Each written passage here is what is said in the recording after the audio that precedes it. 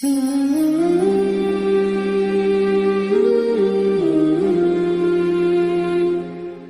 الأمير محمد علي بالمنيل أو قصر المنيل، وفي بعض الأحيان متحف قصر محمد علي.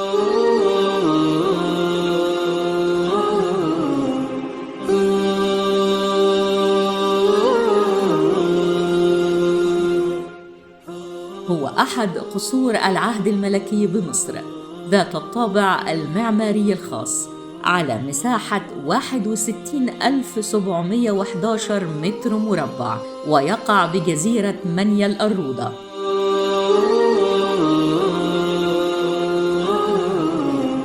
بدأ البناء لهذا القصر عام 1901. يعد القصر تحفة معمارية فريدة، كونه يضم طراز فنون إسلامية متنوعة ما بين فاطمي ومملوكي، عثماني وأندلسي، فارسي وشامي.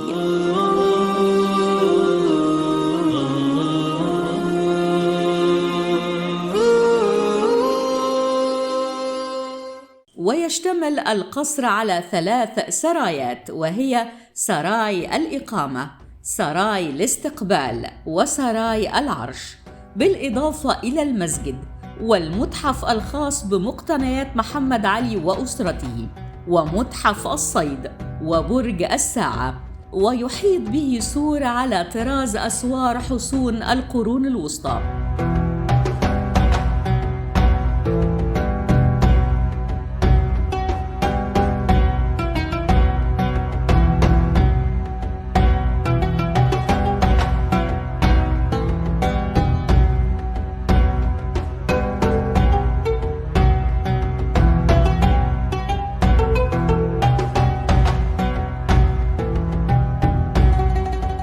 فيما تحيط بسراياه من الداخل حدائق تضم مجموعة نادرة من الأشجار والنباتات. ويستخدم القصر حالياً الابن الثان للخديوي توفيق وشقيق الخديوي عباس.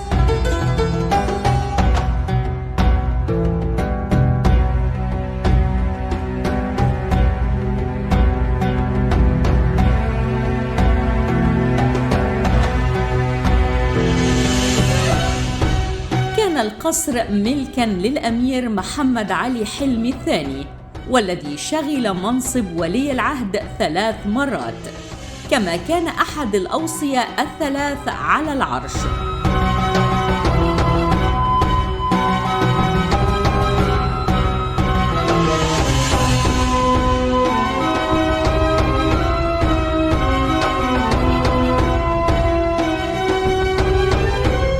وأوصى الأمير أن يتحول القصر بعد وفاته إلى متحف. أنشأ في البداية سراي الإقامة، ثم أكمل بعدها باقي السرايات. وقام الأمير بوضع التصميمات الهندسية والزخرفية والإشراف على البناء، فيما قام بالتنفيذ المعلم محمد عفيفي. وأوصى الأمير أن يتحول القصر بعد وفاته إلى متحف.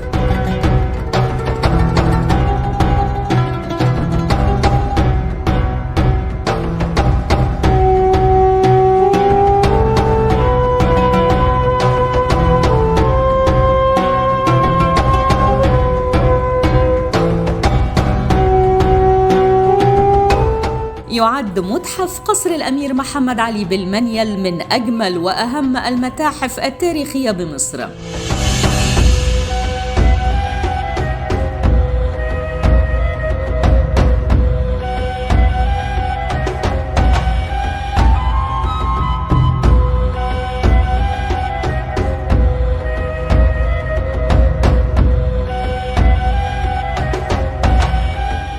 يعبر المتحف عن فترة مهمة في تاريخ مصر الحديثة، وينفرد بتصميمه المعماري الرائع، فقد بني على طراز إسلامي حديث مقتبس من المدارس الفنية الفارسية والمملوكية.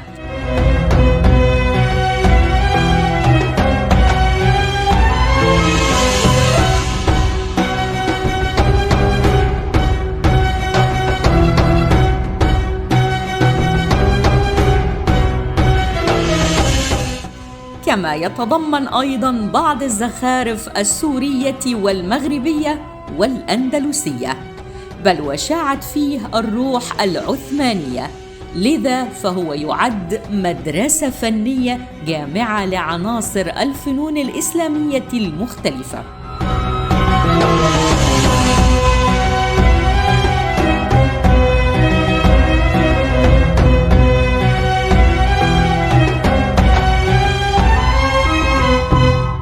أنشأه الأمير محمد علي توفيق في الفترة ما بين 1319 إلى 1348 هجرياً، وبالميلادية 1900 إلى 1929.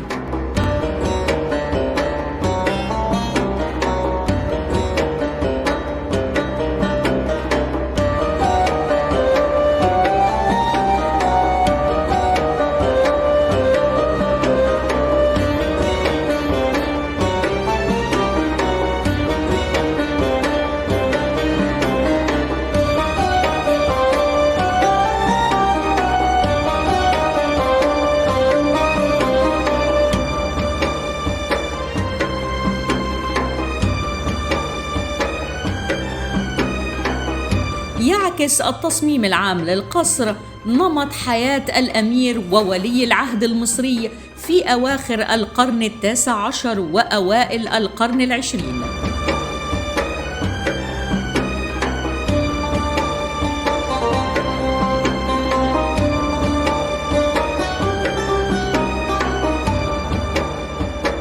ومن الداخل وقبل الدخول نجد نقوش كتب عليها: هذا القصر بناه الأمير محمد علي باشا نجل الخديوي محمد توفيق رحمه الله لإحياء الفنون الإسلامية وتكريمها. البناء والديكورات من تصميم سموه.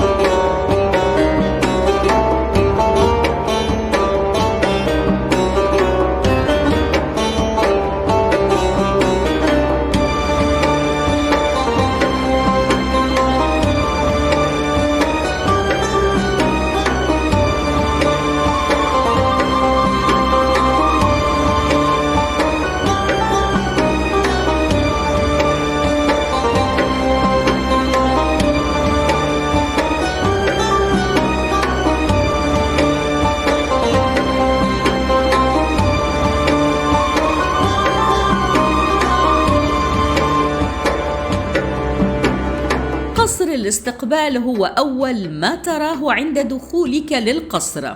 صممت قاعته الكبرى المزينة ببذخ بالبلاط والثريات والأسقف المنحوتة لاستقبال الضيوف المرموقين، مثل الملحن الفرنسي الشهير كامبل سانساين، والذي قدم حفلات موسيقية خاصة وقام بتأليف بعض المقطوعات الموسيقية، وكان أحدها بعنوان المصري.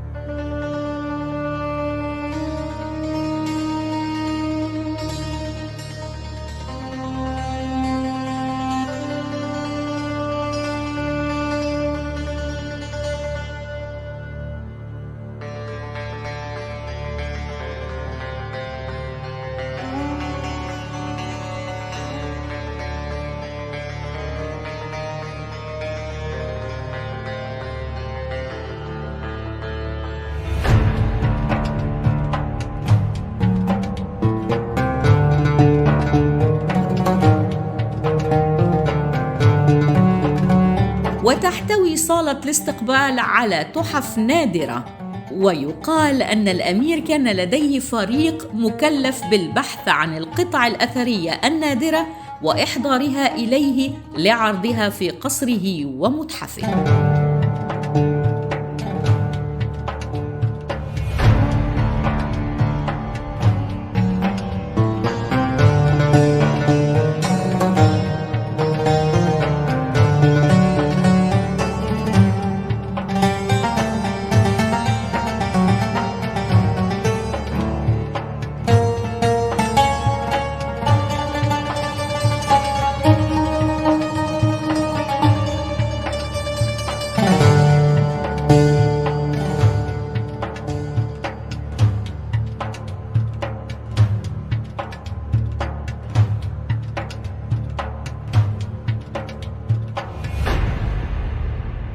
القصر يتكون من طابقين، الأول يحتوي على غرف شرف لاستقبال رجال الدولة والسفراء، وقاعة استقبال لكبار المصليين للجلوس مع الأمير قبل صلاة الجمعة كل أسبوع.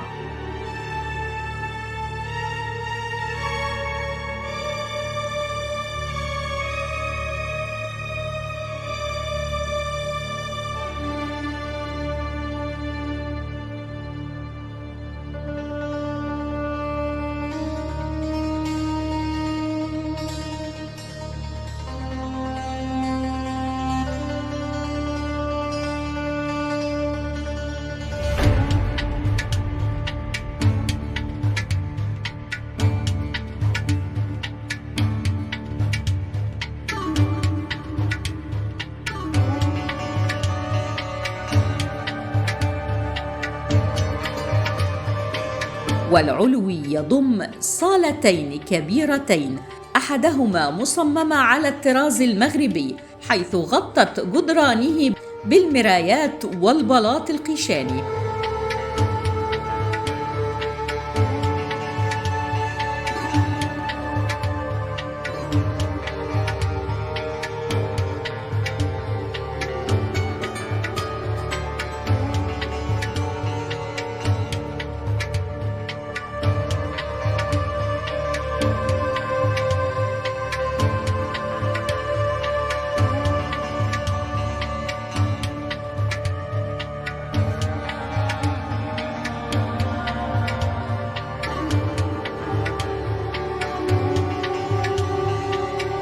يعد قصر الأمير محمد علي بالمنيل من أجمل وأهم المتاحف التاريخية بمصر.